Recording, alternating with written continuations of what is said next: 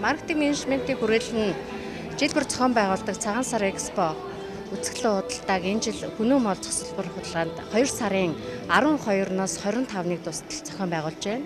За манай Экспо үзэсгэлэн худалдаанд маань үндэсний үйлдвэрлэгч томоохон компаниудаас ахуулаад за жижиг дунд үйлдвэрлэл хувь хүн гээд олон байгууллагууд ингээд ирээд байгууллага оролцож байна. Үүнд одоо бэлэг дурсгал за тавгийн идэ, тавгийг чимэх одоо өнгөт чихэр те цагаан идэ ингээ бэлэг дурсгалын зүйл. За дээрэс нь бас хөгжмийн зэмсэг, за манай Монгол арьсан идэлүүд, үндэсний авдар гэдэг ингээ маш олон газрууд ингээ зохион байгуулж байна. За энэ удаад Хүннү молл зохион байгуулж байгаа бас давуу тал онцлог нь гэвэл Хүннү молл цогцлбор маань маш тоглог.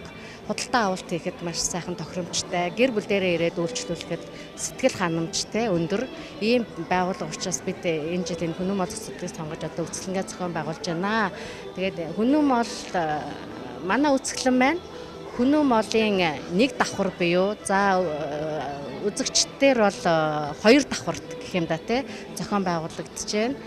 Өөр одоо юу гэх юм бэ? Тий. Тэгээд дээрэс нь онцлоход бол тоглог орчиндоогоос гадна манай үзэсгэлэн худалдаанд оролцож байгаа байгууллага компаниуд маань бүтээгдэхүүнээ үйлдвэрийн үнээр буюу те зарим нь бас хямдрал зарлаад ингээд бас борлуулж байгаа учраас бас хүмүүст сэтгэл ханамжтай байна л да. Тийм учраас одоо манай үзэсгэлэнг зорин ирж үйлчлүүлж ингээд цагаан сарынхаа бэлтгэлийг бас сэтгэл ханамжаар хангаарай гэж бас хүсэж байна.